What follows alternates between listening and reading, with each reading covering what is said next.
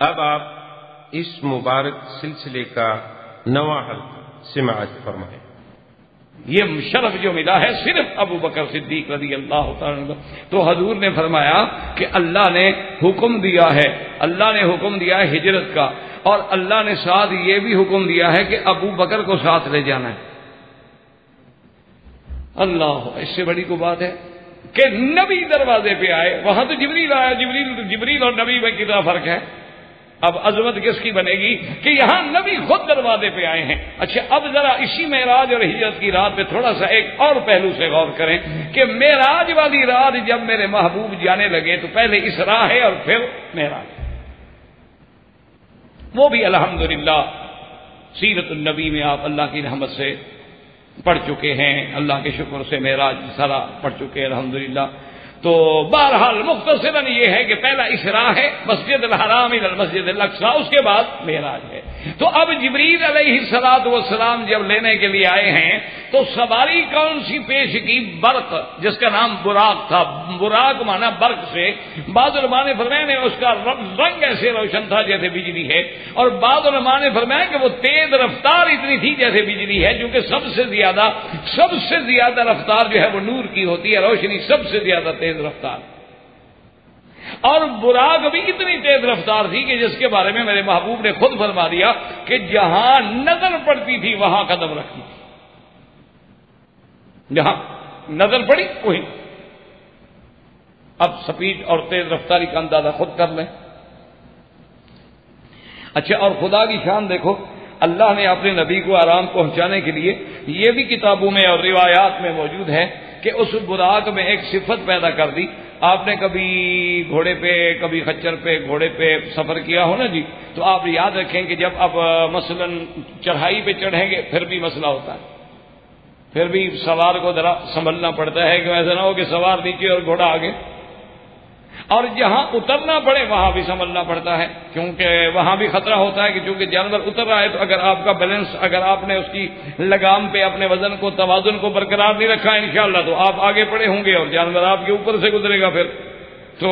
لیکن اللہ پاک نے براق کو ایسی رفتار بھی دے دی، اور روایات میں آتا ہے کہ یہ بھی شان دے دی کہ جب آگے چڑھائی آئے نا تو اس کی اگلی ٹانگیں جو ہیں وہ چھوٹی ہو جائیں تاکہ میرے نبی کے توازن میں فرق نہ آئے، جیسے جیسے ضرورت ہو جائے پیچھے ٹانگیں اونچی ہو جائے، آگے نیچی ہو جائے، آگے اونچی ہو جائے پیچھے۔ کیوں؟ اگر ابراہیم علیہ السلام کے لیے پتھر اونچے نیچے ہو سکتے ہیں تو میرے مدنی مصطفیٰ کے لیے سواری کا اونچا نیچا ہونا کون سی بڑی بات ہے؟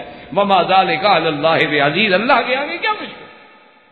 معجزات کا تو معنی یہی ہوتا ہے کہ اللہ نبی کے ہاتھ پہ خر کے عادت ظاہر کرتے۔ تو اب جناب دیکھیں، اب اس پہ تھوڑا غور کریں انشاءاللہ تاکہ اللہ کرے کہ مقام صدیق سمجھ آ سکے کہ جبریل علیہ السلام نے معراج والی رات جو سواری پیش کی اس کا نام کیا تھا؟ براق پیش کی۔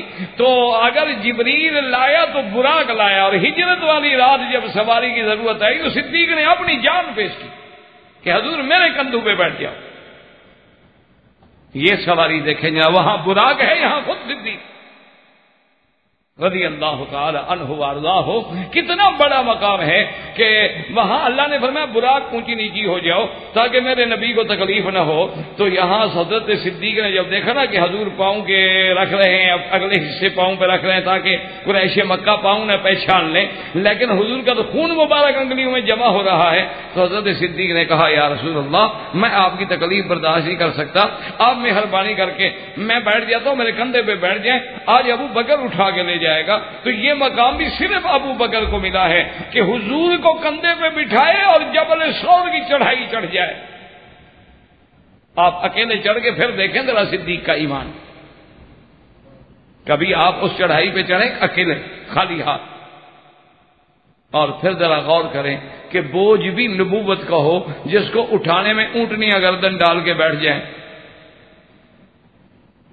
جس سے کلے نبوت کو حضرت علی نہ اٹھا سکیں، حضرت علی جیسا بطل من ابطال الاسلام، یعنی جو اسلام کے بہادروں میں ہیں، جو اسلام کے سب سے بڑے جرنیلوں میں ہیں اور سب سے بڑی قوی اور قوت والے لوگوں میں ہیں، لیکن جب حضور نے فرمایا کہ علی ذرا نیچے ہو جاؤ اور میں تمہارے اوپر کھڑے ہو کے یہ تصویریں مٹا دوں، تو حضرت علی فرماتے ہیں کہ حضور نے جب اپنا قدم رکھا، میں کہا حضور بس میں نہیں اٹھا سکتا،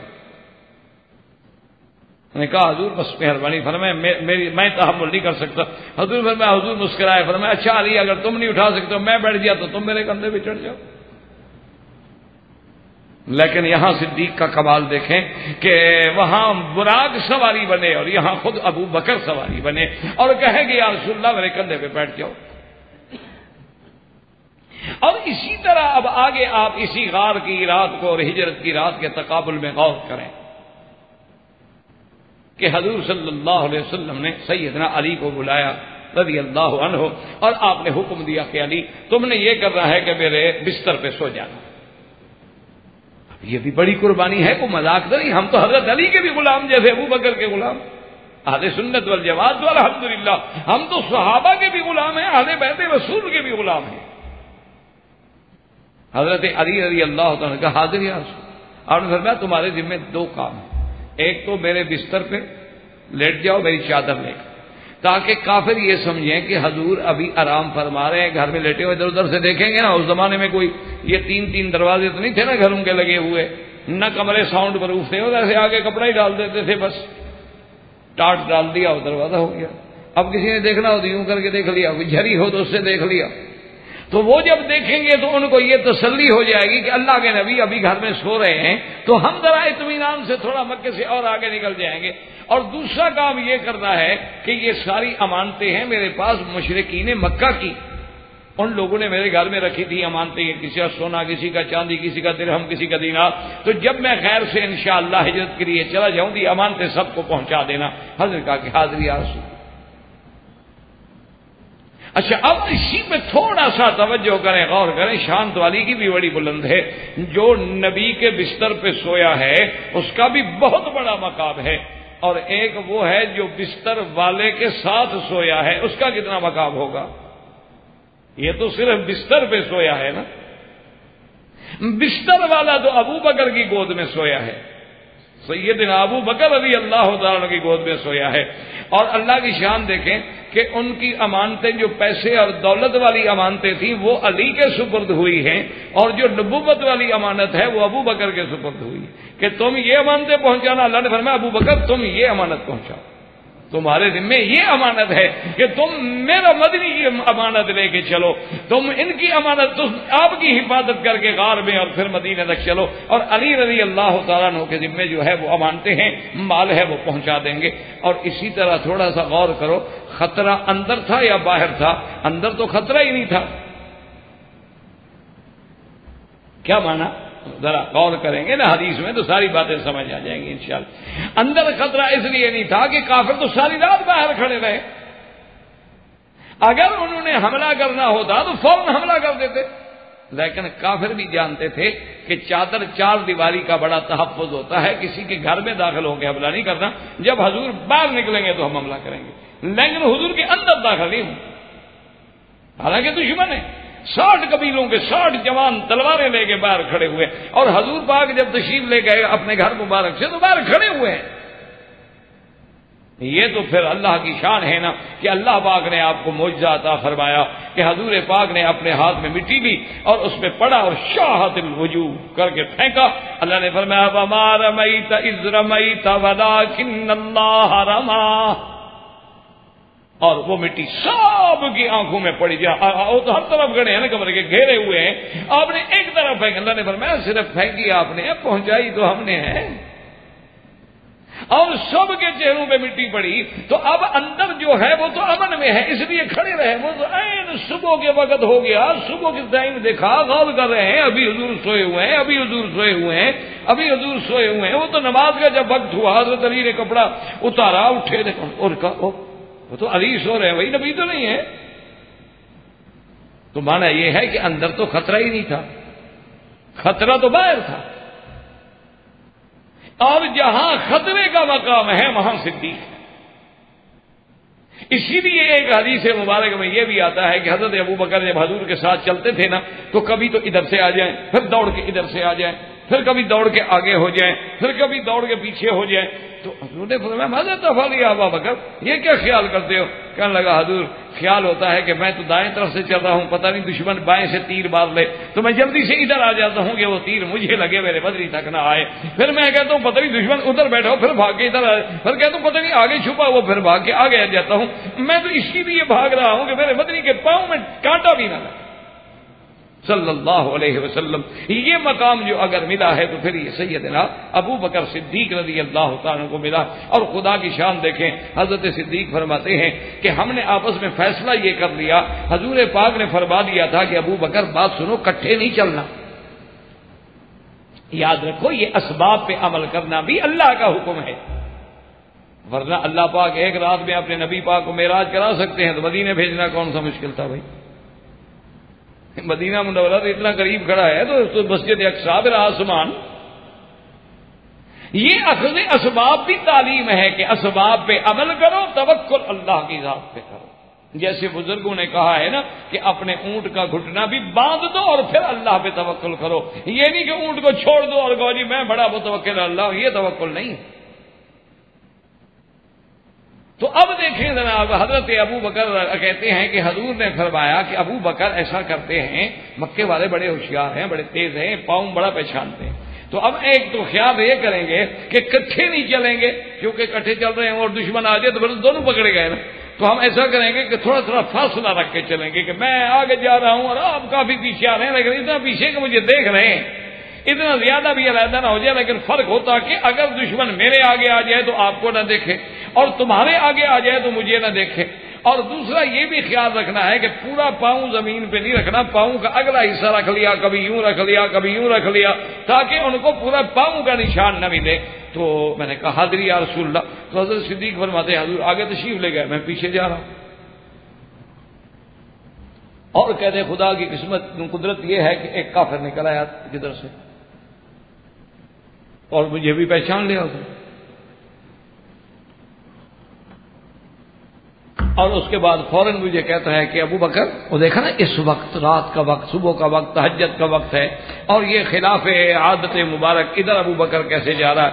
تو اس نے کہا کہ اچھا آپ ابو بکر ہیں؟ انہوں نے کہا ہاں. انہوں نے کہا ایک آدمی آگے بھی مجھے جاتا ہوا معلوم ہوا ہے، وہ کون ہے؟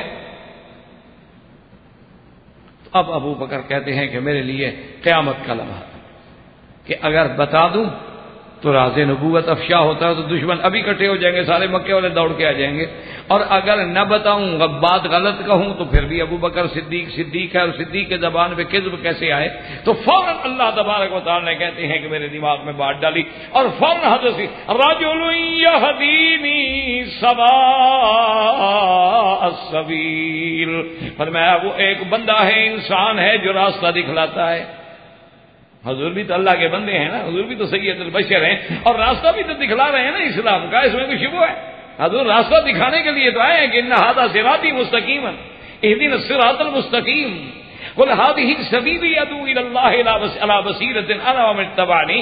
تو اس لیے حضور آئے تو راستہ دکھانے کے لیے ہیں. تو اس وقت بھی ابو بکر صدیق کی جب عین یعنی جان عذاب میں آئی ہوئی لیکن پھر بھی زبان پہ کذب نہیں آیا، صدق پہ کذب آئے کیسے؟ اس لیے علماء نے لکھا ہے کہ یاد رکھو جیسے رات اور دن ایک نہیں ہو سکتے، روشنی اور ظلمت ایک نہیں ہو سکتی، اسی طرح کذب اور صدق بھی ایک نہیں ہو سکتا. یا بات صدق ہوگی یا کذب ہوگی، اور جس کو اللہ نے صدیق کہا ہو اس کی زبان پہ کذب کیسے آ سکتا؟ جس کا کام ہی صدق ہی صدق هو الذی جاء بالصدق وصدق به اولئک هم المتقون. تو اللہ تبارک و تعالی نے یہ مقام عظمت جو ہے یہ بھی سیدنا ابو بکر صدیق رضی اللہ تعالی عنہ کو ملا ہے. اور اسی طرح دیکھیں کہ ساتھ جانے والے کون ہیں؟ صدیق. اور بعد میں خدمت کرنے والے کون ہیں؟ حضرت صدیق کی بیٹی.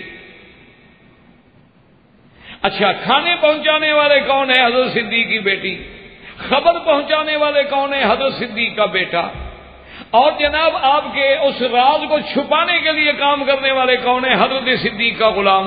کہ جب آپ کی بیٹی آپ کا بیٹا جاتے نا خبر پہنچانے کے، وہ پیچھے بکریاں لے کے چل پڑتا تاکہ ان کے پاؤں پر بکریوں کے پاؤں آ جائے اور پتہ لگے کہ کوئی کہاں گیا ہے یا نہیں گیا. اور دوسرا مقام صدیق دیکھیں کہ نبی کے بعد جو پہلا مرتبہ ہے صدیق کا، صرف یہ نہیں کہ یہ اہل سنت والجماعت کا عقیدہ ہے، صرف یہ نہیں کہ یہ مسلمانوں کا عقیدہ ہے، بلکہ نہ ماننے کے باوجود دشمن کے دماغ میں بھی یہی بات ہے۔ اس لیے ابو جہل اینڈ کمپنی جب ناکام ہوئی، حضور چلے گئے، وہاں حضرت علی نکلے تو اس نے کہا فوراً دوڑو ابو بکر کے دروازے پر، نبی اپنے گھر میں نہیں تو صدیق کے گھر میں ہوگا۔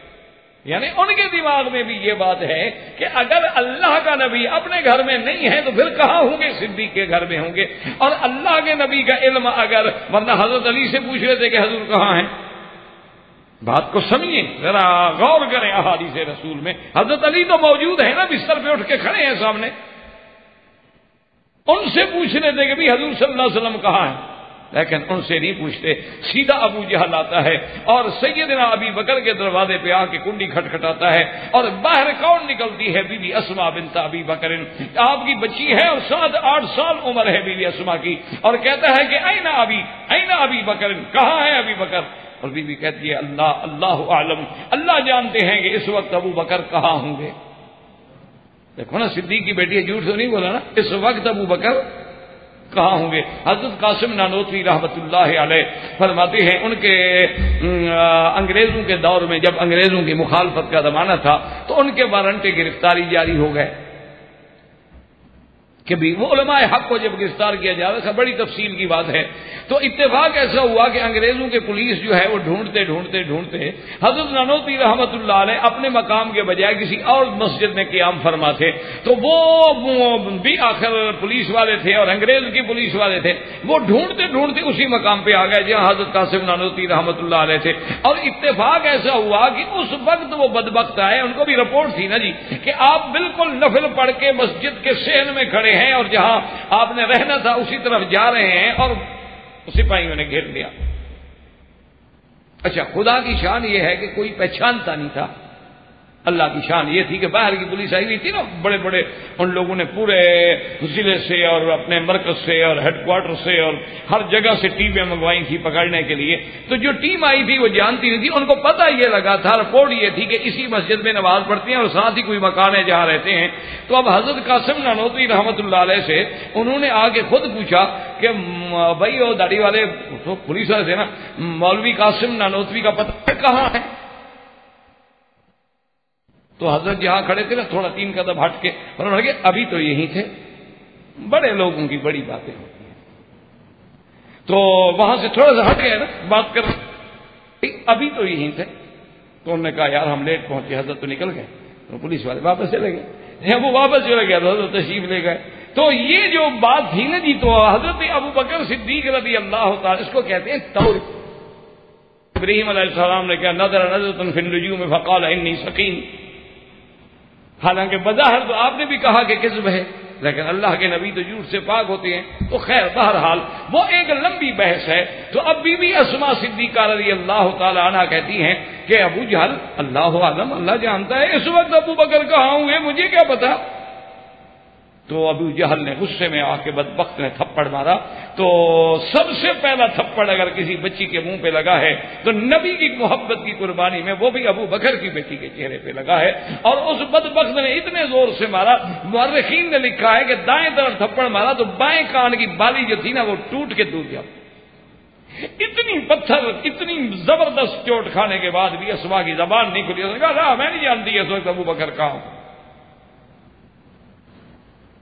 تو یہ مقام جو ہے وہ بھی صدیق کو ملا، تو اس لیے اللہ کو بھی یہی ان کا لقب پسند تھا، لقب صدیق اور لقب عتیق۔ اور انشاءاللہ زندگی باقی تو بات باقی۔ وآخر دعوانا ان الحمدللہ رب العالمین۔ اما بعد، برادران اسلام، واجب الاحترام دوستو، بزرگوں، بھائیوں، عزیز نوجوانوں، خلفائے راشدین کی عظمت، ان کی منقبت، ان کی شان کے بارے میں یہ سلسلہ دروس اللہ کی رحمت سے جاری ہے، اور درس سابق میں ہم نے سیدنا ابی بکر رضی اللہ تعالی عنہ افضل الامت بعد النبی صلی اللہ علیہ وسلم، جو ساری امت میں سب سے افضل ہیں، یہ عقیدہ اہل سنت والجماعت ہے الحمدللہ کہ اللہ تبارک و تعالی نے ساری امتیں جتنی پیدا فرمائی ہیں حضرت آدم علیہ السلام سے لے کر یا شریعت کے مطابق حضرت نوح علیہ السلام سے لے کر ہمارے آقا رحمت للعالمین سرکار دو جہاں سیدنا محمد مصطفیٰ صلی اللہ علیہ وسلم کی امت تک تو یہ بات سمجھ لیں کہ ساری امتوں میں سے افضل امت جو ہے وہ امت محمد مصطفیٰ. تمام انبیاء میں سے افضل سیدنا محمد مصطفیٰ، تمام امتوں میں سے افضل امت محمد مصطفیٰ صلی اللہ علیہ وسلم. پھر حضور کی امت میں سب سے افضل جماعت جو ہے وہ صحابہ رضوان اللہ علیہم اجمعین. پھر اصحاب رسول اللہ میں سب سے افضل جو ہے وہ مہاجرین و انصار. پھر مہاجرین و انصار میں سب سے افضل جو ہے وہ مہاجرین ہیں. پھر ان مہاجرین میں سب سے افضل جو ہے وہ سابقون ہیں، والسابقون الاولون من المہاجرین والانصار. پھر ان سابقون میں سب سے افضل جو ہیں وہ چار ہیں جو سب سے پہلے اسلام لائے، جن میں پھر سب سے اول جو ہے وہ سیدنا ابو بکر ہے. سیدنا ابو بکر اور بچوں میں سیدنا علی رضی اللہ تعالی عنہ، غلاموں میں حضرت زید رضی اللہ تعالی عنہ، اور خواتین میں سیدہ خدیجہ الکبریٰ رضی اللہ تعالی عنہا. تو اب ان چار میں پھر افضل جو ہے وہ سیدنا ابو بکر ہیں. تو اب اسی سے اندازہ فرما لیں کہ امتوں میں حضور کی امت افضل، پھر امت میں صحابہ افضل، صحابہ میں مہاجرین افضل، مہاجرین میں سابقین افضل، اور سابقین میں سب سے پہلے صدیق افضل رضی اللہ تعالی عنہ وارضاہ. اسی طرح آپ اندازہ فرما لیں کہ جیسے ایک بزرگ نے بطور مثال ہمیں سمجھایا کہ ایک آدمی آتا ہے، وہ اعلان کرتا ہے محلے میں کہ جی میں کلی کرنے والا ہوں. برتنوں کو جو کلی کرتے، اب تو خیر دور بھی تبدیل ہو گئے، برتن بھی تبدیل ہو گئے. پرانے دور میں ہر آدمی اپنے برتن جو ہے سال میں ایک دفعہ دو دفعہ کلی کرا لیتے تھے کہ صاف بھی ہو جاتے تھے اور وہ برے اثرات سے بھی محفوظ ہو جاتے تھے. تو اب آدمی آتا ہے اور ہر آدمی سوچ رہا ہے کہ یہ بندہ آپ نے پہلے کبھی نہیں دیکھا، اللہ جانے اس کو کلی کرنا بھی آتا ہے کہ نہیں آتا. لیکن بہرحال ایک آدمی ہمت کر کے ایک برتن جو ہے اس کی خدمت میں پیش کر دیتا ہے. وہ کہتا ہے دیکھیں جی آپ پہلی دفعہ آئے ہیں اور ہم بھی آپ کو پہلی دفعہ دیکھ رہے ہیں، بہرحال میں آپ کو اپنا برتن پیش کرتا ہوں، آپ اس کو کلی کریں اور اس کی کلی دیکھنے کے بعد ہی پھر آپ کی دکان چمکے گی. تو اب وہ اپنا پورا زور اسی پہ لگا دیتا ہے کہ بھئی یہ میرا ماڈل ہے، میرا نمونہ ہے، اسی کو دیکھ کے تو باقی محلے والے آئیں گے. تو جب وہ برتن اچھی طرح کلی کر کے دیکھتا ہے اور سب محلے والوں کی اس پہ نظر جاتی ہے تو کہتے ہیں واہ واہ بھی کمال ہو گیا، یہ تو ایسا برتن تو پہلے بھی کسی نے کلی نہیں کیا ہے. تو اب ساری بھاگ کے آ رہے ہیں، برتن لا رہے ہیں اور اس کا کام ہو رہا ہے. تو اسی طرح ایمان کے دل کی کلی کرنے کے لیے، اس کی زنگ شرک و کفر کی اتارنے کے لیے، اس میں نور ایمان داخل کرنے کے لیے جب سب سے پہلے نبوت کا اعلان میرے مدنی پاک نے کیا ہے تو اپنے دل کا برتن اول پیش کرنے والا صدیق. تو پھر حضور نے کیسے مانجا ہوگا کہ پھر حضور نے بھی اس کو ایسا صاف کیا نا جی، ایسا منقع کیا، مزکا بنایا، مصفا بنایا، محلہ بنایا، اور پھر صرف اس کو صاف نہیں کیا، مزکا نہیں، بلکہ آگے امت کے لیے مزکی بن گئے. تو یہ مقام بھی اگر ملا ہے تو سیدنا ابو بکر. اور اسی طرح آپ کتابیں اٹھا کے دیکھ لیں کہ حضور کے صحابہ میں جو عشرہ مبشرہ ہیں، یعنی جن 10 لوگوں کو حضور نے جنت کی بشارت دی ہے، اس سے بڑی بات کیا ہو سکتی ہے؟ جن کو حضور کہتے ہیں کہ یہ جنتی ہیں، ویسے تو سارے صحابہ جنتی ہیں، لیکن یہ بڑا اعزاز ہے نا کہ اللہ کا نبی اللہ کی خبر دینے کے بعد ان کو کہے کہ تم جنتی ہو۔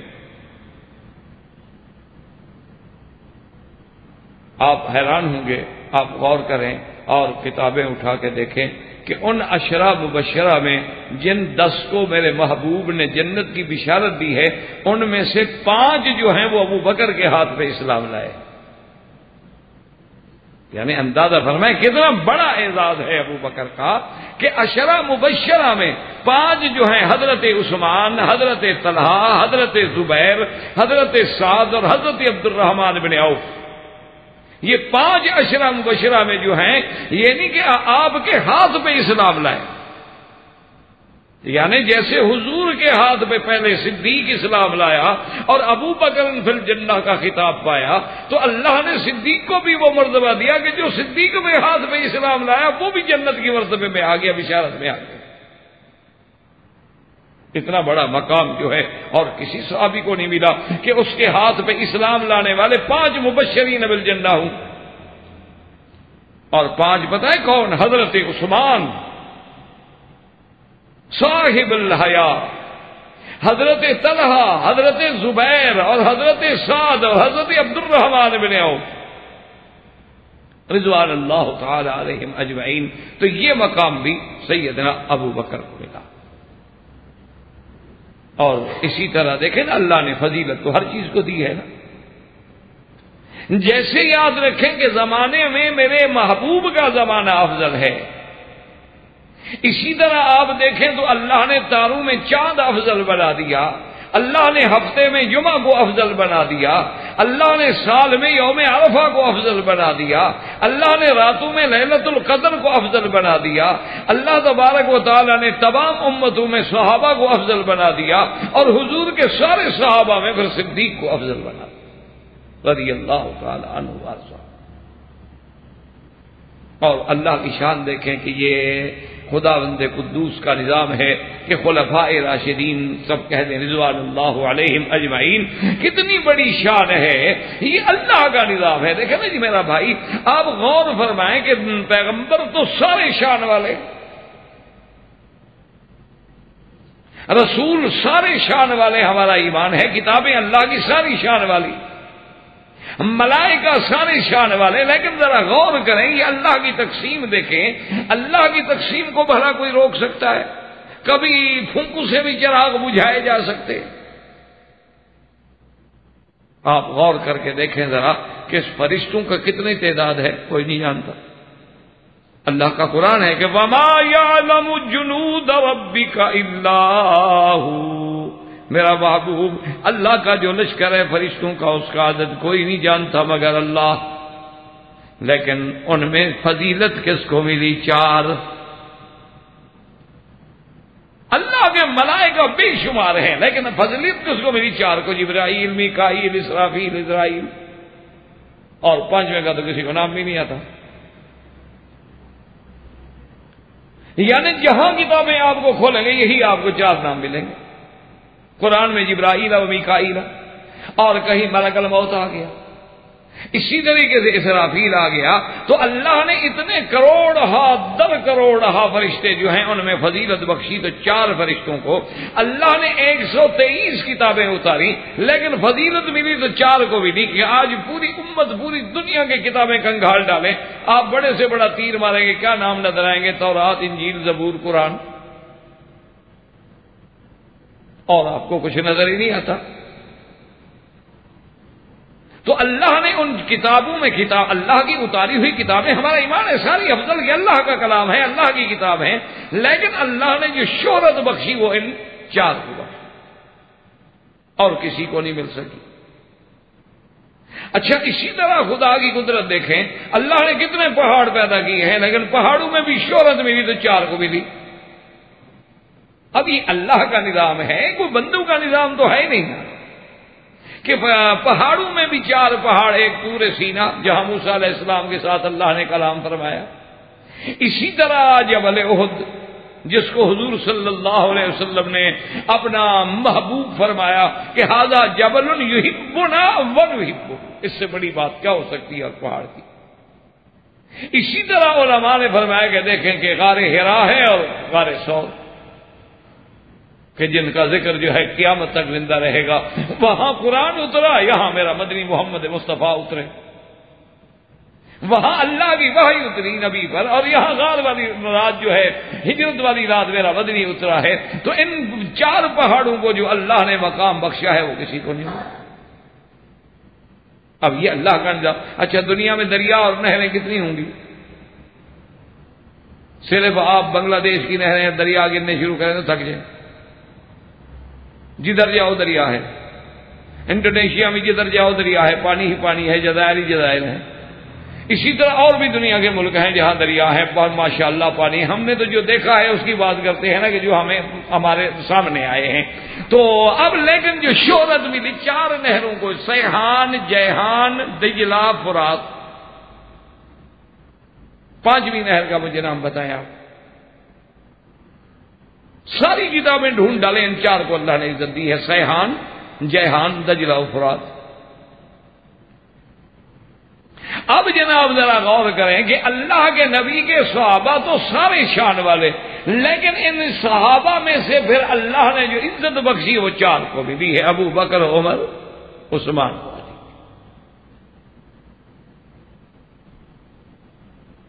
جو ان کو ملی رضوان اللہ علیہم اجمعین وہ کسی کو نہیں ملی۔ اچھا اور آگے جائیں کہ ان کے بعد اللہ نے ائمہ فقہ میں سے جو شہرت 4 ائمہ کو بخشی ہے، پھر کائنات میں کسی 5ویں کو نہیں ملی۔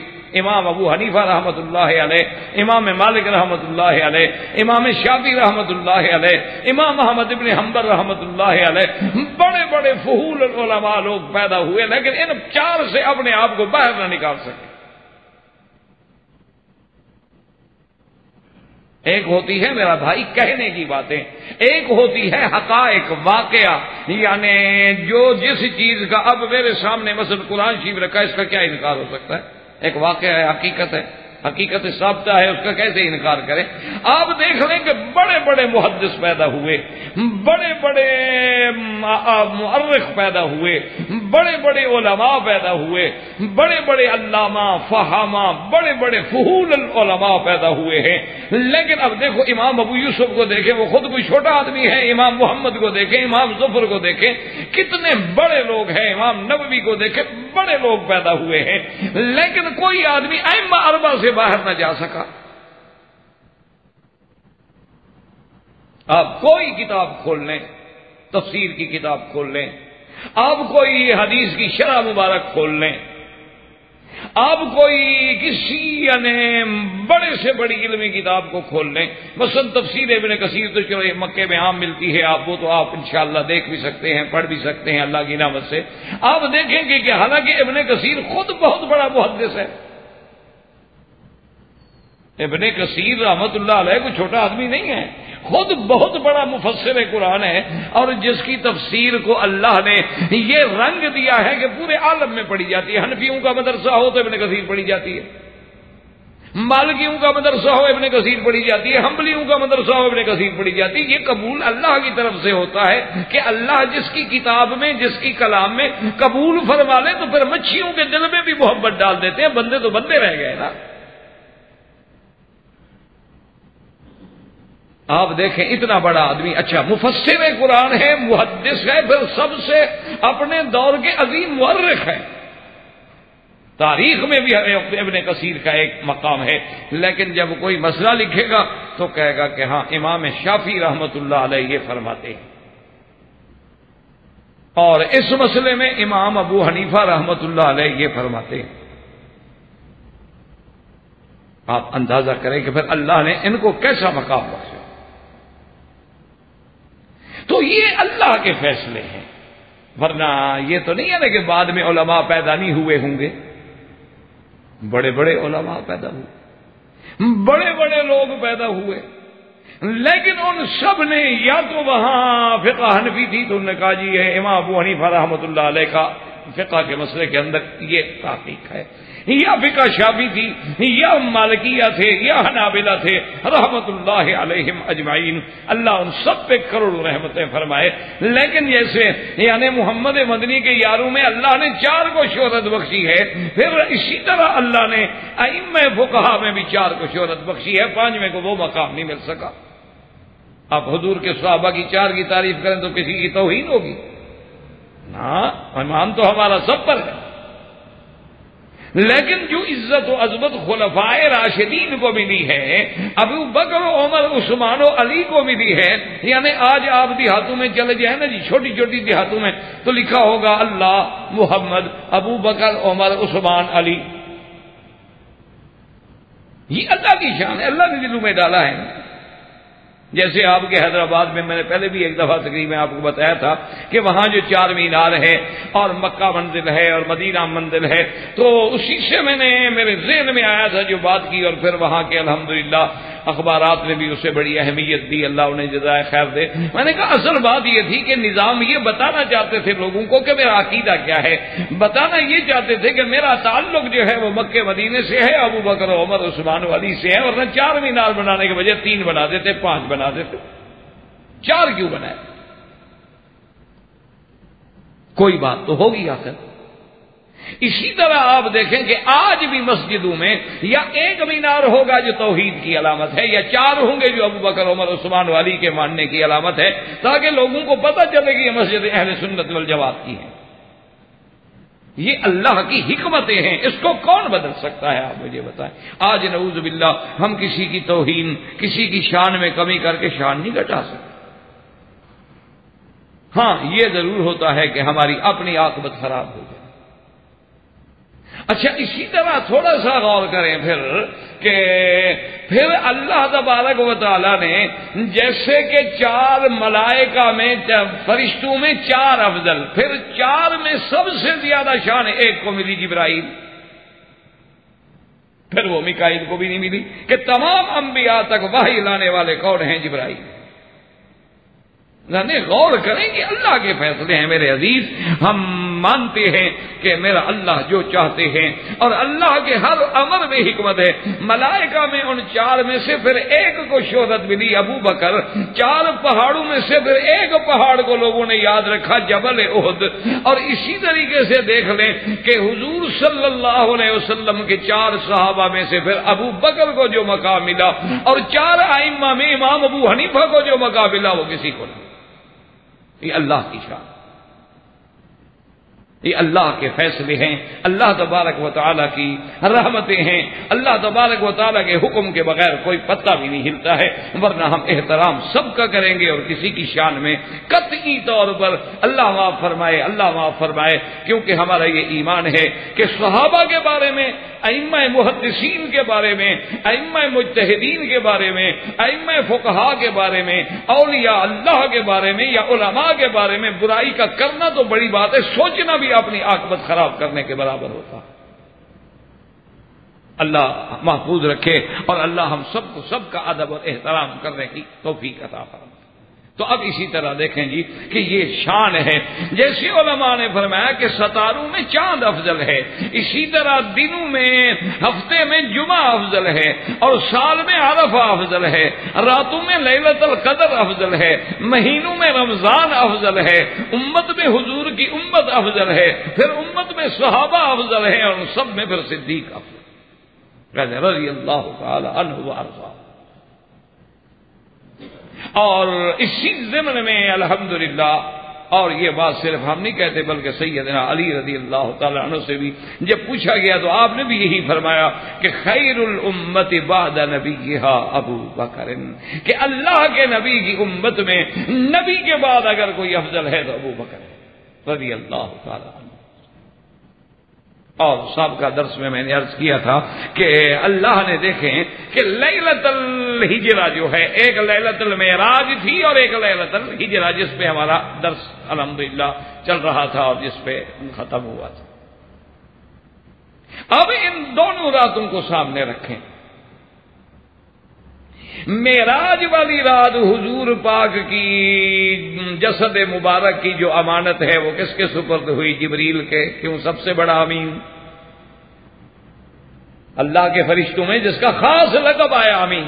نزل بہ الروح الامین علی قلبک لتکون من المنذرین. اللہ پاک نے فرمایا میرا محبوب یہ وہ روح جو امانت والا ہے وہ لے کے قرآن اترا تیرے دل مبارک پہ. اسی طرح جبریل امین کا آیا کہ اللہ کے نبی کو کس نے پڑھایا ہے؟ فرمایا ذی قوت عند ذی العرش مکین مطاع ثم امین. ایمان سے کہیں جبریل فرشتے تو سارے معصوم ہیں، سارے پاک ہیں، لیکن جو سب سے امین تھا، جو سب سے افضل تھا، اسی کو میرے مدنی کی خدمت کا موقع ملا کہ تم براق لے کے جاؤ، تم محمد مدنی کو جگاؤ، تم براق پہ سوار کرو، تم لے کے مسجد اقصی میں آؤ، تم وہاں اعلان کرو، تم وہاں محمد مدنی کو مصلی پہ کھڑاؤ، اور اس کے بعد پھر ان کو معراج کے لیے آسمانوں پہ لے کے آؤ. اللہ نے سب سے افضل پر شرف جو ہے ملائکہ میں جبریل کو بخشا، اور ہجرت کی رات یہ شرف جو ہے صدیق کو بخشا. تو جیسے وہاں جبریل سارے ملائکہ میں نمبر لے گیا، یہاں صدیق سارے صحابہ میں نمبر لے گیا رضوان اللہ تعالی علیہم اجمعین. اور اب اس پہ غور کریں حضرت شاہ جی رحمت اللہ علیہ کیا عجیب بات کہتے تھے. فرماتے تھے کہ بھائی کتابوں میں لکھا ہے، حالانکہ صحیح احادیث مبارک میں تو سدرۃ المنتہا تک کا ذکر آتا ہے، لیکن بعض روایات میں یہ بھی ذکر آتا ہے کہ اللہ نے پھر اپنے نبی کو اور بھی ملکوتات السماوات والارض کی سیر کرائی اور جبریل رک گئے. تو شاہ جی فرماتے تھے کہ جبریل کیا. اصل میں بات یہ ہوئی تھی کہ ختم نبوت کے مسئلے پر جب سب جماعتوں کا اتفاق ہوا تھا تو جو اس زمانے میں چونکہ جب ختم نبوت کا مسئلہ مشترک تھا تو تمام علماء دیوبند، چونکہ اللہ نے ختم نبوت کا اعزاز جو ہے وہ صحرا جو ہے وہ بھی علماء دیوبند کو اللہ نے نصیب کیا تھا. اسی لیے شورش کاشمیری نے ایک بڑی عجیب بات کی تھی، اللہ اس کی قبر پہ رحمت کرے. اس نے کہا کہ ختم نبوت کی تحریک جو چلی تھی الف سے، علامہ انور شاہ کشمیری کے الف سے چلی تھی اور بنوری کی یا پہ آ کے ختم ہو. آخری مجلس عمل کے سربراہ حضرت یوسف بنوری تھے نا، تو بنوری کے آخر میں یا آتی ہے، تو انور شاہ کے اول میں الف آتا ہے. ابتدا الف سے ہوئی تھی اور انتہا یا پہ ہو گئی، اور یہ سارا شرف اور اعزاز جو تھا اللہ نے علماء دیوبند کو نصیب فرمایا. باقی علماء نے بھی کام کیا، اللہ سب کی محنت قبول کرے. ہمیں تو کسی سے اعتراض نہیں ہوتا الحمدللہ. اچھا خدا کی شان ہے کہ ختم نبوت کے مسئلے میں بریلوی حضرات بھی اکٹھے ہوتے تھے، شیعہ بھی اکٹھے ہوتے تھے، کیونکہ ختم نبوت کا عقیدہ تو سب کے نزدیک متفق علیہ عقیدہ تھا نا جی. اس لیے اس زمانے میں یعنی پرانے دور میں بڑے بڑے جو ان کے علماء تھے، عبدالحامد بدایونی تھے، اسی طرح بعد میں پھر صاحبزادہ فیض الحسن آئے، اور بھی بزرگ ہوں گے جن کا نام مجھے نہیں آتا جو میں نے سنا، کچھ نورانی حضرات میں سے تھے. اچھا مفتی صاحب کے دور میں خود نورانی صاحب تھے، تو اسی طرح اور اس کا شمسی شیعہ میں سے تھا، اور بھی بڑے بڑے لوگ تھے، سب متفق تھے. تو ایک آدمی نے پوچھ لیا، بعد میں کوئی جھگڑا ہو گیا تو نورانی صاحب یا پتہ نہیں ان کی جماعت کا کوئی بندہ شاہ جی کو چھوڑ گیا. تو شاہ جی سے کسی نے پوچھا کہ جناب ختم نبوت پہ آپ لوگ بڑے کٹھے تھے لیکن وہ نورانی پارٹی کیوں چھوڑ گئی؟ انہوں نے کہا یار یہ نوری ہمیشہ بے وفا ہوتے ہیں، میرے نانے کو بھی جبریل چھوڑ گیا تھا، یہ ہمیں چھوڑ گیا، کوئی نئی بات تو نہیں کی. انہوں نے فرمایا کوئی نئی بات تو انہوں نے بھی نہیں کی، نوری ویسے چھوڑ دیتے ہیں. انہوں نے کہا ان میں اکثر وفا ہوتی نہیں. اسی پہ علامہ قریشی رحمت اللہ علیہ، اللہ ان کی قبر پہ رحمت فرمائے، وہ فرماتے تھے کہ جبریل نے تو ایک مقام پہ چھوڑ دیا لیکن صدیق نے قبر تک بھی ساتھ نہیں چھوڑا. یہ مقام پھر صدیق کو ملا. وہ تو ایک حد پہ پہنچ گئے نا، لیکن ابو بکر نے نہ غار میں ساتھ چھوڑا اور نہ مزار میں ساتھ چھوڑا، اور میرے مدنی نے بھی کیسے ساتھ نبھایا. فرمایا انت صاحبی فی الغار وعلی الحوض، غار میں بھی تم میرا ساتھی ہے اور حوض پر بھی تو میرے ساتھ کھڑا. یہ مقام بھی اگر ملا ہے تو سیدنا ابی بکر رضی اللہ تعالی عنہ کو ملا اور کسی کو نہیں. اور اسی طرح اگر آپ عظمت صدیق کا اندازہ لگائیں اور لیلۃ المعراج اور لیلۃ الہجرت کو سامنے رکھیں تو دونوں میں ذرا فرق ملاحظہ فرمائیں کہ وہاں جبریل آتا ہے میرے مدنی کو جگانے کے لیے، اور ہجرت والی رات میرا مدنی آتا ہے ابو بکر صدیق کے دروازے پہ بلانے کے لیے۔ یعنی تھوڑا مقام کا اندازہ کریں، جبریل حضور کے دروازے پہ آ رہا ہے اور حضور صدیق کے دروازے پہ آ رہا ہے، اور اس کے بعد جبریل نے حضور کے لیے براق پیش کی، لیکن ابو بکر نے تو اپنی جان پیش کی۔ معراج میں حضور براق پہ سوار ہو کے گئے، ہجرت والی رات حضور ابو بکر کے کندھے پہ سوار ہو۔ اور آج آپ تو مکے میں رہتے ہیں نا میرے بھائی، اگر یہ تقریر میں کسی اور ملک میں کروں تو ہو سکتا ہے ان کو بات سمجھ آئے نہ آئے، لیکن آپ تو مکے میں رہتے ہیں نا، ایک دن تو ہمت کر کے ذرا غار ثور پہ چڑھیں اور اس کے بعد پھر میرے صدیق کے ایمان کو اور شجاعت کا دل میں تصور لائیں کہ شکل نبوت کا ہو، بوجھ نبوت کا ہو، اور کندھے پہ اٹھا کے جوان غار پہ چڑھ جائے۔ اسی لیے ایک آدمی نے جس کے دل میں سیدنا صدیق رضی اللہ تعالی عنہ کے بارے میں بغض تھا، کیونکہ یہ فتنہ جو ہے وہ تو سیدنا عثمان کے زمانے سے شروع ہو گیا، اللہ تبارک و تعالی ہر فتنے سے محفوظ فرمائے، تو اس دور میں سے ہی اللہ تبارک و تعالی رحمت کرائے کہ یہودیوں نے اپنا فتنے کا بیج جو تھا وہ ڈال دیا تھا۔ تو سب سے پہلے یہ چلتے چلتے چلتے تو ایک آدمی آیا اور اس نے حضرت علی رضی اللہ تعالیٰ عنہ سے پوچھا کہ یا علی، میں آپ سے یہ پوچھنا چاہتا ہوں کہ سب سے بڑا عالم کون ہے صحابہ میں؟ کیونکہ اس کا اپنا عقیدہ یہ تھا کہ بھئی سب سے بڑا عالم تو حضرت علی ہے، کیونکہ ایک روایت ہے کہ انا مدینۃ العلم ولی بابھا، وہ یہ روایت صحت کے درجے پہ نہیں پہنچی۔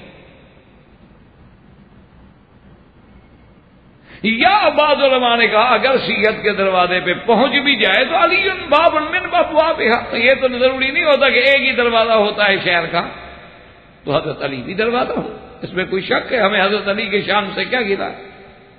حضور نے فرمایا اقضاکم علی، تو حضرت علی رضی اللہ تعالیٰ عنہ سمجھ گئے کہ یہ مجھ سے جو پوچھنے آیا ہے بطور خاص، معلوم ہوتا ہے کہ اس کے دل میں سیدنا ابو بکر کے لیے کچھ میل ہے۔ تو جب اس نے پوچھا کہ سب سے بڑا عالم کون ہے تو حضرت علی نے فرمایا کہ ابو بکر۔ وہ بڑا کچا ہوا، اس نے کہا جی حضرت ابو بکر، انہوں نے تو بہت تھوڑی سی روایتیں کی حدیث مبارک میں، تو کچھ روایت قلیل الروایہ ہیں وہ، تو وہ بڑے عالم کیسے ہو گئے؟ تو حضرت علی بھی تو سمجھتے تھے نا، تو آپ نے فرمایا کہ حضور کی یہ حدیث کا تمہیں پتہ ہے کہ اگر امام بنانے کا وقت آئے اور بہت سارے مولوی کھڑے ہوں، قاری کھڑے ہوں، علماء کھڑے ہوں، تو ہم کیا دیکھیں گے کہ فَلْيَؤُمُّكُمْ أَقْرَأُكُمْ فَلْيَؤُمُّكُمْ أَعْلَمُكُمْ بِكِتَابِ اللَّهِ، کہ نماز وہ پڑھائے جو بڑا قاری ہو، جو بڑا عالم ہو۔ تو اگر حضرت ابو بکر بڑے عالم نہ ہوتے تو حضور اپنے مصلی پہ کھڑا کرتے؟ تو اگر صرف احادیث کی روایت کرنے کا نام ہی اگر علم ہوتا تو حضرت ابو ہریرہ کو بلا کے مصلی پہ کھڑا کرتے، لیکن حضور نے حضرت ابو بکر کو کیوں کھڑا کیا؟ بڑا عالم کیوں تھا کہ اس میں فقہ تھی، اس میں سمجھ تھی کہ جب الیوم اکملت لکم دینکم آیت اتری، جب اذا جاء نصر اللہ کی صورت اتری، سارے صحابہ خوشیاں منا رہے ہیں، ابو بکر رو رہے ہیں۔ صحابہ نے آ کے پوچھا ابو بکر عجیب بات ہے، اللہ نے دین مکمل کر دیا، نعمت تمام کر دی، مدد آ گئی، فتح آ گئی، خوش ہونے کا موقع ہے۔ فرمایا جو اللہ نے مجھے تفقہ نصیب فرمایا ہے، جو اللہ نے مجھے سمجھ نصیب فرمائی ہے قرآن کی، وہاں تمہارا علم نہیں پہنچا۔ اس میں اشارہ ہے کہ اب حضور کی وفات کے دن قریب آ گئے، حضور کے فراق کے دن آ گئے، حضور ہم سے جدا ہونے والے ہیں، میں تو حضور کے فراق کو رو رہا ہوں۔ انہوں نے کہا عجیب بات ہے، اس میں فراق؟ انہوں نے کہا جس کام کے لیے کوئی آتا ہے جب کام مکمل ہو جائے تو پھر چلا جاتا ہے، تو اللہ کے نبی جس دین کے لیے آئے دین تو پورا ہو۔ اللہ کے نبی آئے اسلام پھیلانے کے لیے، اسلام تو پھیل گیا، مدد آ گئی، مکہ فتح ہو گیا، فوجوں کی فوجیں اسلام میں آ رہی ہیں، تو اب حضور کی کیا ضرورت؟ تو مانا ہے کہ اب حضور کے جانے کے دن آ گئے. تو یہ علم ابو بکر کو تھا جو اور صحابہ کو نہ ملا, یا پھر حضرت عباس رضی اللہ عبداللہ ابن عباس رضی اللہ تعالی نصیب ہوا. تو عالمکم بکتاب اللہ ابو بکر ہوئے. تو وہ چپ ہو کے حضرت نے کہا ابھی یہاں تو کوئی بات نہ بن سکی. میں حضرت ابو بکر کے بارے میں چاہتا تھا کہ کوئی بات حضرت علی فرمائیں گے, حضرت علی نے تو ان کو اور بڑھا دیا, اور شان بڑھا دی.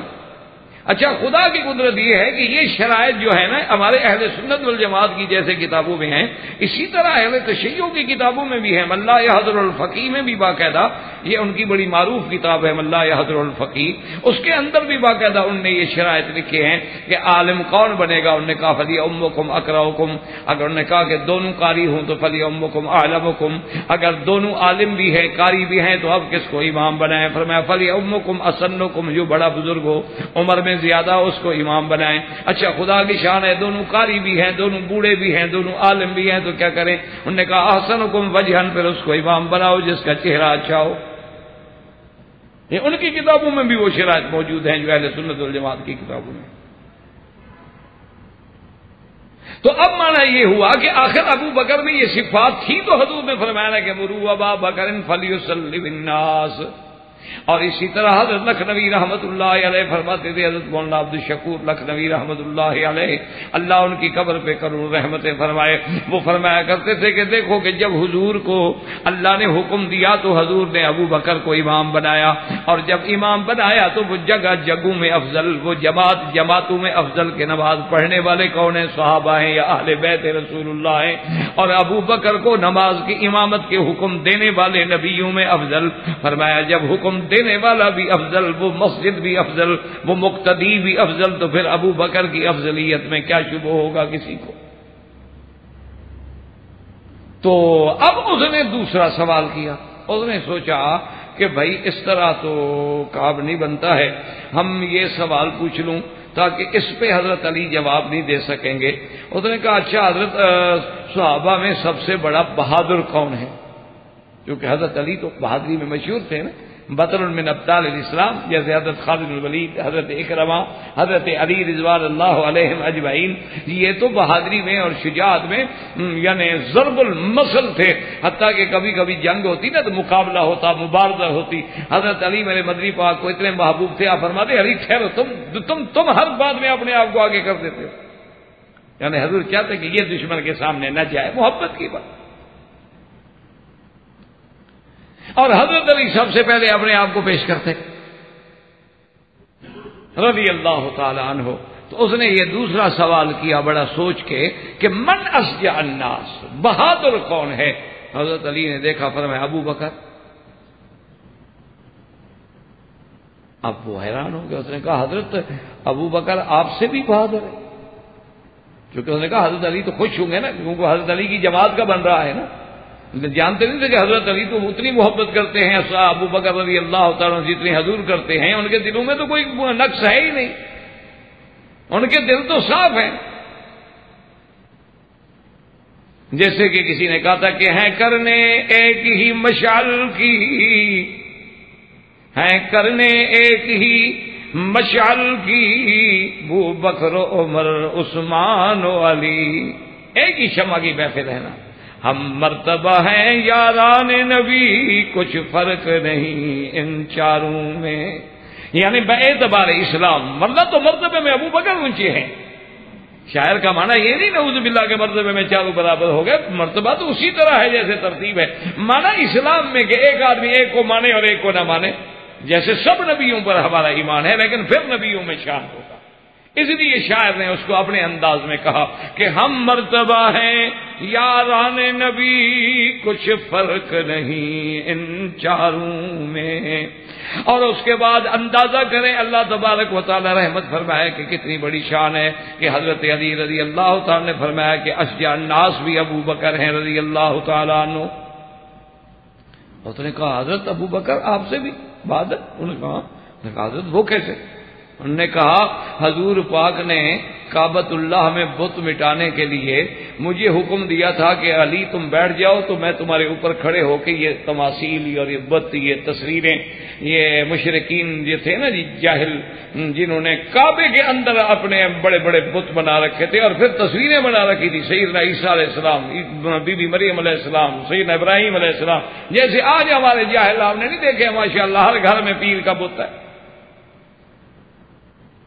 گاڑیوں میں پیر کی تصویر لگی ہوئی ہے ماشاءاللہ کہ وہ کہنے لگا جی اپنا ایک دفعہ سفر کر رہا تھا، دیکھا تو سامنے ڈرائیور کے بڑی خوبصورت چوکٹے میں جناب ایک پیر کی تصویر لگی ہوئی اور اس پہ ہار ڈالے ہوئے، تو میں نے ڈرائیور سے پوچھا، میں نے کہا بھائی یہ آپ کے کوئی بزرگ ہیں؟ انہوں نے کہا نہیں یہ ہمارے پیر صاحب ہیں۔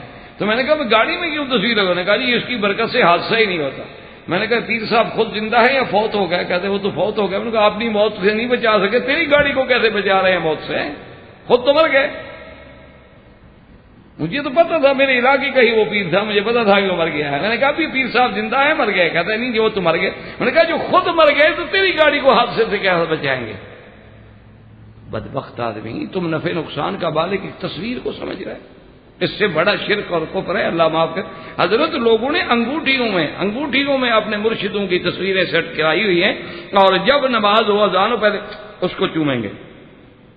انا للہ و انا الیہ راجعون۔ اس سے بڑی خرافات آپ بتائیں دنیا میں کیا ہو؟ بہرحال جب اس نے پوچھا تو نے کہا کہ حضور پاک نے فرمایا تھا کہ علی بیٹھ جاؤ، میں بیٹھ گیا۔ تو حضور پاک نے جب قدم رکھا تو میں نے کہا قطن یا رسول اللہ، بس حضور میں نہیں برداشت کر سکتا، میں نبوت کا بوجھ نہیں اٹھا سکتا۔ تو حضور نے فرمایا اچھا علی ایسا کرو کہ تم نہیں اٹھا سکتے ہو تو میں بیٹھ جاتا ہوں، تم میرے کندھے پہ کھڑے ہو کے مٹا دو۔ لیکن اس نے کہا بہادر تو وہ ہوا نا جو کندھے پہ بٹھا کے غار میں لے جائے، 3 میل پہاڑ چڑھ جائے، وہ بہادر ہوا کہ میں بہادر ہوا؟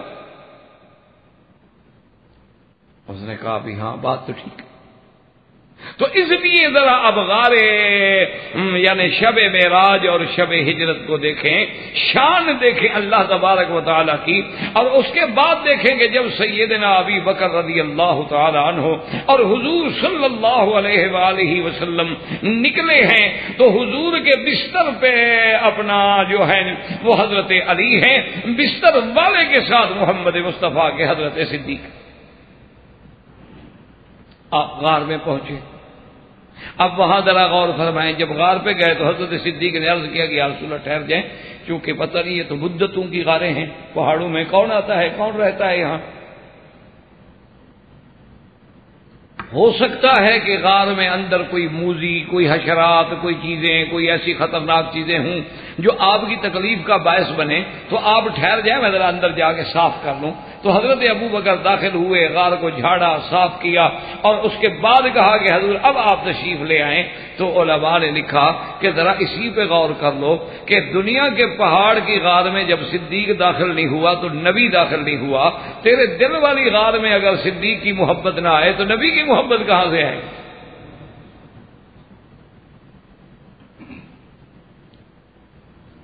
اچھا اسی طرح دیکھیں نا جی، اللہ سے دعا کریں اللہ دشمنی سے بچائے، دعا کریں اللہ پاک دشمنی سے بچائے، اللہ تحاسد سے بچائے، اللہ حسد سے بچائے، اللہ بغض سے بچائے، اللہ تبارک و تعالی بلا وجہ کی عداوتوں سے بچا لے، ورنہ لوگ تو پھر جو دشمن ہوتا ہے نا اس کو پھر فضیلت میں بھی وہ عیب نکالتا ہے کہ ایک آدمی نے اللہ معاف کرے سیدنا صدیق رضی اللہ تعالیٰ عنہ کے مخالفین میں کسی نے چٹ لکھی ہمارے ایک بزرگ کو کہ جی آپ اتنا بڑا زور سے بیان فرما رہے ہیں کہ ابو بکر صدیق نے حضور کا بوجھ اٹھایا اور حضور کو غار پہ پہنچایا اور پہاڑ پہ چڑھ گئے اور پہاڑ پہ چڑھ گئے، تو یہ کون سی فضیلت ہے؟ حضور صلی اللہ علیہ وسلم تو حدیث میں موجود ہے راکب علی الحمار، آپ گدھا پہ بھی چڑھے ہیں، تو جب آپ گدھا پہ چڑھ سکتے ہیں ابو بکر پہ بھی بیٹھ گیا تو کیا ہو گیا؟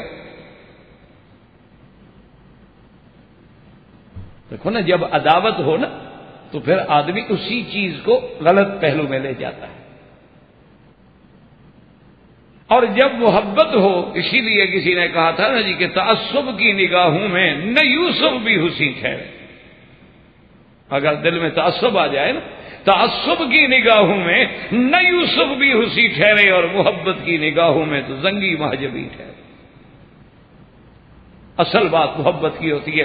تو اس بزرگ نے جب سنا انہوں نے کہا کہ بالکل میرا بھائی، جیسے حدیث میں ہے کہ حضور ابو بکر کے کندھے پہ سوار ہوئے، ہم اس کا انکار نہیں کرتے، اسی طرح حدیث میں ہے کہ حضور نے بغلہ پہ یعنی خچر پہ بھی سواری کی، حضور نے اونٹنی پہ بھی سواری کی، حضور نے گھوڑے پہ بھی سواری کی، حضور نے گدھا پہ بھی سواری کی۔ ہم تو کسی حدیث کا انکار نہیں کرتے، ہمارا تو ہر حضور کے فرمان پہ گردن خم ہے۔ لیکن بات سوچ لو، تم نے ہماری بات کو سمجھا نہیں ہے یا سمجھنا نہیں چاہتے ہو۔ ہم کہتے ہیں جس اونٹنی پہ حضور چڑھے ہیں وہ ساری دنیا کی اونٹنیوں میں افضل ہے، جس گھوڑے پہ حضور چڑھے ہیں وہ ساری دنیا کے گھوڑوں میں افضل ہے، جس خچر پہ حضور چڑھے ہیں وہ ساری دنیا کے خچروں میں افضل ہے، اور جس گدھا پہ حضور چڑھے ہیں وہ ساری دنیا کے گدھوں میں افضل ہے، اور جس بندے پہ محمد چڑھا ہے وہ بندہ بھی ساری دنیا کے بندوں سے افضل ہے۔ انہوں نے کہا بات تو ہم بھی یہی کہتے ہیں، ہم تو انکار نہیں کرتے۔ تو اللہ تبارک و تعالی نے یہ مقام جو ہے سیدنا ابی بکر صدیق رضی اللہ تعالی عنہ کو بخشا۔ اور جب حضور صلی اللہ علیہ وآلہ وصحابہ وسلم تسلیما کثیرا کثیرا، اللہ کے کروڑوں صلاۃ و سلام ہوں، آپ بھی غار میں تشریف لے گئے۔ اب جناب کفار جو تھے وہ ڈھونڈتے ڈھونڈتے ڈھونڈتے ڈھونڈتے پہاڑ پہ آ سیدنا ابو بکر صدیق رضی اللہ تعالی عنہ نے عرض کیا کہ یا رسول اللہ صلی اللہ علیہ وسلم،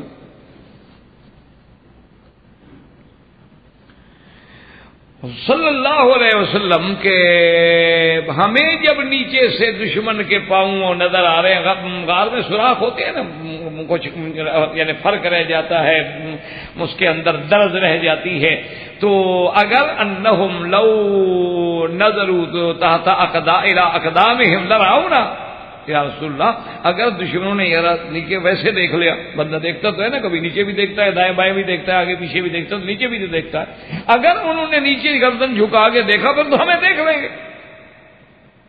تو حضرت صدیق گھبرائے کہ بھئی دشمن اگر مکے سے چل کر، دیکھو نا جی بات بھی تو گھبرانے والی ہے نا، کہ دشمن اگر مکے سے چل کر اور جناب وہ ڈھونڈتے ڈھونڈتے ڈھونڈتے اس پہاڑ پر بھی آ گیا ہے، حالانکہ راستہ تو سارا پکا ہے، آگے پہاڑ ہے، پہاڑ پر کوئی پاؤں کا نشان تھوڑے لگیں گے، وہ پہاڑ پہ بھی آ گیا اور پہاڑ اتنا بڑا ہے غار ثور، پھر عین وہ اسی غار کے اوپر کھڑا ہے جس میں حضور بیٹھے ہیں ابو بکر صدیق کے ساتھ۔ تو حضرت صدیق کا فکر تو بڑا صحیح فکر تھا، تو اللہ تبارک و تعالی نے وہاں یہ قرآن پاک کی آیات مبارک نازل فرمائی کہ اذ اخرجہ الذین کفروا ثانی اثنین اذ ہما فی الغار اذ یقول لصاحبہ لا تحزن ان اللہ معنا۔ اللہ نے قرآن اتار دیا، اللہ نے فرمایا میرا مدنی، اور اللہ نے نقشہ کیسا کھینچا کہ دو میں سے دوسرا، اللہ نے یہ نہیں فرمایا اثنین واحد اثنین۔ آپ قرآن میں دیکھیں نا کہ کیسا مقام دیا ہے اللہ نے ابو بکر کو، اللہ نے فرمایا ثانی، ان دو میں سے دوسرا، یعنی بالکل اب وہ نبوت کے مقام کے قریب میرا مولا ذکر میں دے آئے ہیں، ورنہ نبی تو نبی ہے اور صدیق تو صدیق ہے، غیر نبی نبی نہیں بن سکتا، جیسے غیر صحابی صحابی نہیں بن سکتا، لیکن مالک جب اونچا کرنا چاہے، جیسے مصلی پہ حضور کے مصلی پہ کھڑا کر دے، حضور کے منبر پہ بٹھا دے، حضور کی یعنی اندازہ فرمائے کہ گود ابو بکر کی ہو اور سر رکھ کے سونے والا محمد مصطفیٰ ہو، اور اس کے بعد اللہ نے یہ مقام بخشا ہے کہ اللہ فرمائے الا تنصروہ فقد نصرہ اللہ۔ جیسے میں نے عرض کیا تھا کہ نصرت کے انداز مختلف ہوتے ہیں، بھوکے کی نصرت کھانا دینے سے ہوتی ہے، پیاسے کی نصرت پانی پلانے سے ہوتی ہے، اور کبھی نصرت باد صبا سے ہوتی ہے، اور کبھی نصرت جو ہے بدر میں فرشتے اتار کے ہوتی ہے، اور غار والی نصرت کیا ہے، صدیق کو ساتھ کر کے ہوتی ہے، فقد نصرہ اللہ اذ اخرجہ الذین کفروا۔ اور اللہ نے یہاں یہ بھی بتلا دیا کہ نکالنے والے کافر ہیں اور جانے والے کون ہیں، وہ تو محمد کے پروانے ہیں۔ اللہ نے نص میں فیصلہ کر دیا کہ اس وقت دو جماعتیں، ایک نکالنے والے ہیں ایک نکلنے والے ہیں۔ اب خدا خود کہہ رہا ہے کہ نکالنے والے کون ہیں، اخرجہ الذین کفروا۔ یہ تو کبھی نہیں ہو سکتا. نکالنے والے کافر اور نکالنے والے یورپین دونوں ایک تھے. یہ تو کبھی نہیں ہو سکتا. تو معلوم یہ ہوتا ہے کہ اللہ نے اچھا اس کے بعد فرمایا کہ ثانی اثنین دو میں سے دوسرا. اچھا کہا جا سکتا تھا کہ جی پتہ نہیں کون سا مقام ہے. اذ ہما فی الغار تعین کر دی. غار تو ایک معین جگہ ہے نا, وہاں کوئی تیسرا ہے ہی نہیں. اب وہاں تو کوئی تصور ہی نہیں کر سکتا نا تیسرے کا, جگہ اتنی ہے. اذ ہما فی الغار اذ یقول لصاحبہ اور ادھر نبی کہتے ہیں انت صاحبی علی الحوض. اس لیے علماء نے فرمایا کہ سارے قرآن میں اگر دیکھیں تو نص قطعی سے جس کی صحابیت صحبت ثابت ہے وہ صرف صدیق ہے, کہ اللہ نے جس کا نص میں ذکر کیا. اذ یقول لصاحبہ لا تحزن, اللہ نے فرمایا کہ جب میرا مدنی یعنی نقشہ کھینچ جائے نا خدا نے کہ دیکھنے والوں غور کرو, آنکھیں بند کر کے تصور کرو کہ جب دو میں سے دوسرا کہاں غار میں تھے اور کہنے والا کہہ رہا تھا ساتھی کو, کیا کہہ رہا تھا؟ لا تحزن, غم نہ کر, ان اللہ معنا, اللہ ہمارے ساتھ ہے, اللہ ہم دونوں کے ساتھ ہے. اب یاد کریں کہ بعض لوگ تعصب میں آ کر افراط و تفریط میں مبتلا ہو کے اللہ پاک سب کی ہدایت کے فیصلے فرما دے. وہ یہ کہتے ہیں کہ جناب یہ مسلمان جو تعریف کرتے ہیں, حالانکہ واقعہ تو اتنا ہے کہ حضرت صدیق نے بڑا شور مچایا, وہ بظاہر تو رو رہا تھا لیکن شور مچا رہا تھا, کیونکہ خود ہی ایسے کرتے ہیں نا. تو ہر آدمی کو اپنے عمل کا پتہ ہوتا ہے. تو اب انہوں نے کہا جی حضرت صدیق نے شور مچایا تھا کہ دشمن جو ہے دیکھ لے پکڑ لے, اسی لیے اللہ نے قرآن اتارا اور حضور پاک نے قرآن پڑھا اور بڑی مشکل سے چپ کروایا ابو بکر, اور وحی آئی تو چپ ہوئے, ورنہ تو وہ پکڑا رہے تھے. اب ایمان سے کہیں کہ یہ بات کہنا نعوذ باللہ, اللہ رحمت فرمائے, دعا کرو اللہ سب کی ہدایت کے فیصلے کرے. جن کے دلوں میں صحابہ کے بارے میں قدورتیں ہیں, جن کے دلوں میں میل ہے, اللہ ان کی بھی ہدایت کے فیصلے فرمائے. الحمدللہ ہم کسی کے دشمن نہیں ہوتے, ہمارا تو دشمنی باطل سے ہوتی ہے, ہماری محبت حق سے ہوتی ہے, ہماری محبت دین سے ہوتی ہے, اور دشمنی بے دینی سے ہوتی ہے, کسی بندے سے نہیں ہوتی. یاد رکھو, کسی شخصیت سے نہیں ہوتی. شخصیت سے کیا جھگڑا ہے, کسی شخص سے کیا جھگڑا ہے. ہم تو سب کے لیے دعا کرتے ہیں. اب بات دیکھو عند اللہ, یہ عقل سے بھی بات غلط ہے اور نقل سے بھی بات غلط ہے. نقل سے مراد جو کتابوں میں نقل ہو, وہ نقل نہیں جو تم امتحان میں مارتے ہو. یا یہ نہیں کہ یہ گھڑی اصلی ہے اور یہ نقلی ہے. ہمارے ہاں تو ہر لفظ اپنے معنی میں استعمال ہوتا ہے.